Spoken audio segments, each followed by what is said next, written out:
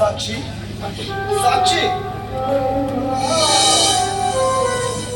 ಯಾರಪ್ಪ ನೀನು? ನಾನು ವಿರಾಜ್ ಅಂತ ಯಜಮಾನ್ರೆ. ಸಾಕ್ಷಿನ ಭೇಟಿಯಾಗೋದಕ್ಕೆ ಬಂದೆ. ಸಾಕ್ಷಿ ಮಗು ಸಾಕ್ಷಿ, ನಿನ್ನನ್ನು ಹುಡುಕೊಂಡು ಯಾರೋ ಬಂದಾರ ನೋಡಮ್ಮ.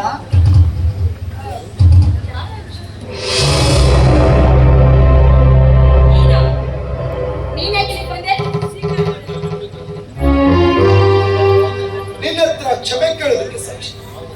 ಆವತ್ತು ನಾನು ಯಾವುದೋ ಒಂದು ಕೆಟ್ಟ ಮೂಟ, ಅದಕ್ಕಾಗಿ ನಿನ್ನ ಜೊತೆ ತುಂಬಾ ಕೆಟ್ಟದಾಗಿ ವರ್ತಿಸಿದೆ. ನನ್ನ ಪ್ರೀತಿಗೆ ನಡೆಸಿ ಬಂದ ನಿನ್ನನ್ನ ದೂರಕ್ಕೆ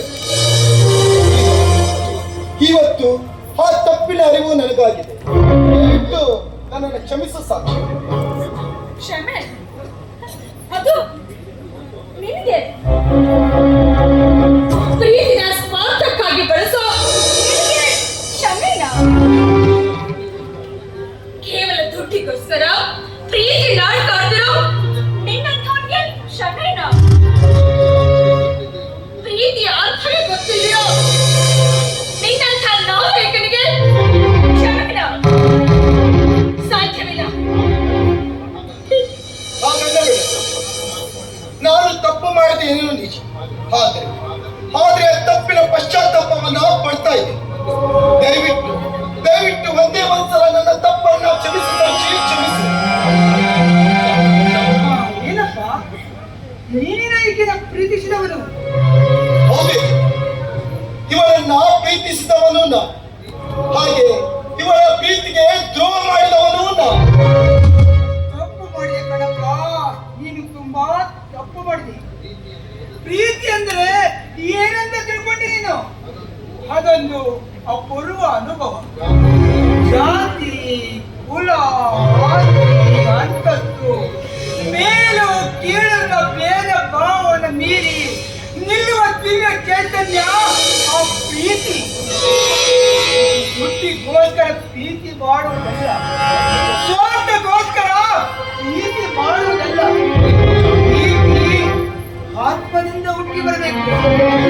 ಹೀಗೆ ನಿನ್ನನ್ನ ಅಂತರಾತ್ಮದಿಂದ ಪ್ರೀತಿಸಿದ್ದು ನಿನಗೋಸ್ಕರ.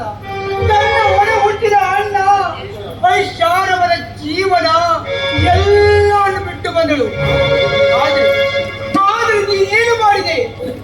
ಅವಳ ಪ್ರೀತಿಯ ನೀರೆರೆದು ಬೆಳೆಸಿದ ಎಪ್ಪರವನ್ನ ಒಂದೇ ಕೆಳದಾಗ ಸಮೇತ ಉರುಳಿಸಿದೆ.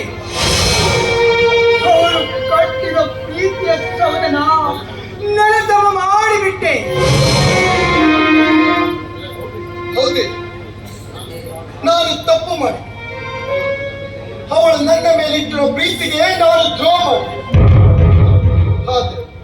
ಆದ್ರೆ ಇವತ್ತು ನನಗೆ ಆ ತಪ್ಪಿನ ಅರಿವಾಗ್ತಿದೆ. ಹಾಗಾಗಿ ಸಾಕ್ಷಿನ ಕರ್ಕೊಂಡೋಗಿ ಮದುವೆಯಾಗಿ ಹೊಸ ಬಾಳನ್ನ ಪ್ರಾರಂಭಿಸೋಣ ಅಂತ ಬಂದೆ. ಸಾಧ್ಯವಿಲ್ಲ. ನಿನ್ನನ್ನ ಮದುವೆಯಾಗಿ ಹೊಸ ಬಾಳನ್ನ ತೊಳಿಬೇಕಾ?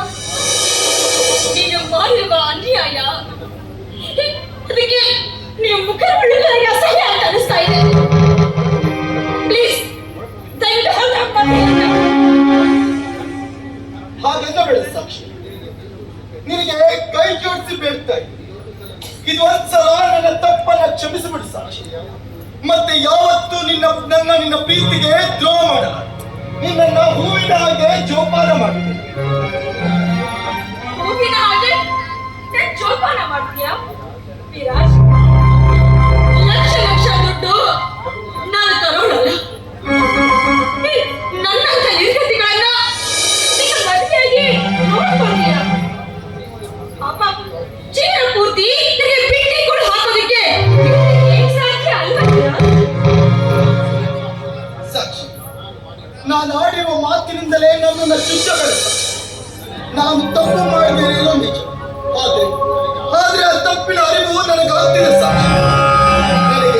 ನನಗೆ ಹಣ, ಅಂತಸ್ತು, ಆಸ್ತಿ ಯಾವುದು ಬೇಡ. ನೀನು ನನ್ನ ಜೊತೆ ಬಂದ್ರೆ ನಿನ್ನನ್ನ ಕಷ್ಟಪಟ್ಟು ದುಡಿದು ಮಹಾರಾಣಿಯಾಗಿ ನೋಡ್ತೀನಿ ಸಾಕ್ಷಿ. ಬೇಕಾಗಿಲ್ಲ. ನಿನ್ನ ಮೇಲೆ ನನಗೆ ಸಂಪೂರ್ಣವಾಗಿ ನಂಬಿಕೆ ಹೊರಟು ಹೋಗ್ಬಿಟ್ಟಿದೆ. ನೀನೀಗ ನನ್ನ ಮುಂದೆ ಬಂದು ಎಷ್ಟೇ ಪರಿಪರಿಯಾಗಿ ಬೇಡಿಕೊಂಡ್ರೂ ಸಹ ನನ್ನ ಮನಸ್ಸಾಕ್ಷಿ ಹೋಗ್ತಾ ಇಲ್ಲ.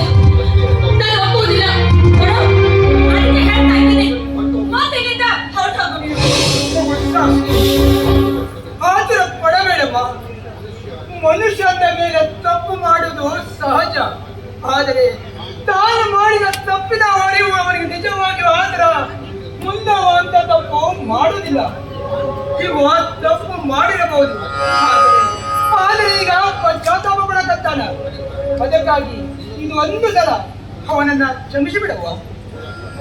ಹೌದು ಸಾಕ್ಷಿ, ಆವತ್ತು ನಾನು ಯಾವುದೋ ಒಂದು ಕೆಟ್ಟ ಮೂಢ ತಲೆಯಲ್ಲಿ ನನ್ನ ಕೆಟ್ಟ ಒಂದು ಭೂತವನ್ನು ಅದಕ್ಕಾಗಿ ನಾನು ನಿನ್ನ ಜೊತೆ ತುಂಬಾ ಕೆಟ್ಟದಾಗಿ ವರ್ತಿಸಿಬಿಟ್ಟೆ. ಆದ್ರೆ ಪ್ರೇಮ ಮಾಡಿರುವ ಒಂದೊಂದು ಮಾತು ತಲೆಯಲ್ಲಿರುವ ಕೆಟ್ಟ ಭೂತವನ್ನು ಹೊರಹಾಕಿ ನನ್ನನ್ನು ಮನುಷ್ಯನಾಗಿ ಮಾಡಿ ಇವತ್ತು ನಾನು ಸಂಪೂರ್ಣವಾಗಿ ಬದಲಾಗಿದ್ದೇನೆ ಸಾಕ್ಷಿ, ಬದಲಾಗಿದ್ದೇನೆ. ಹೌದು ಕಣಪ್ಪ. ಆವತ್ತು ನೀನು ಅವನ ಮೇಲೆ ನಂಬಿಕೆ ಇಟ್ಟು ನೀನು ಅವನನ್ನು ಪ್ರೀತಿಸಿದಲ್ವಾ? ನಡುವೆ ಏನೋ ಕೆಟ್ಟ ಗಳಿಗೆಯಲ್ಲಿ ನಡೆಬಾರದು ನಡೆದು ಹೋಯ್ತು. ಈಗ ಅವನು ಬದಲಾಗಿದ್ದಾನೆ. ತನ್ನ ತಪ್ಪನ್ನು ಸುಧಾರಿಸಿಕೊಂಡು ನಿನ್ನ ಜೊತೆ ಬಾಳುವುದಕ್ಕೆ ತಯಾರಿದ್ದಾನೆ.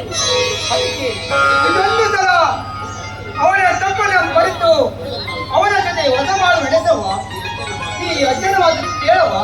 ಕೈತಾ ಇಲ್ಲಿ ಕೈತಾರಪ್ಪ.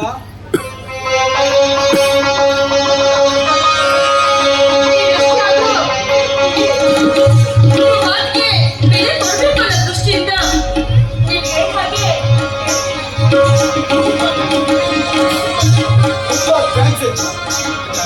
ಅಂದ ಹಾಗೆ ಪ್ರೇಮಿ, ನಾನು ಅವಳ ಹತ್ರ ಕ್ಷಮೆ ಕೇಳ್ತೇನೆ.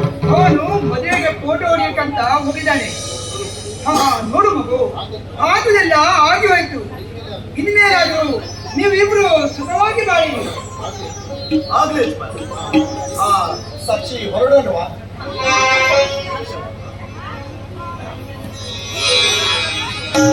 ಸುಖವಾಗಿ ಬಾಳಿ.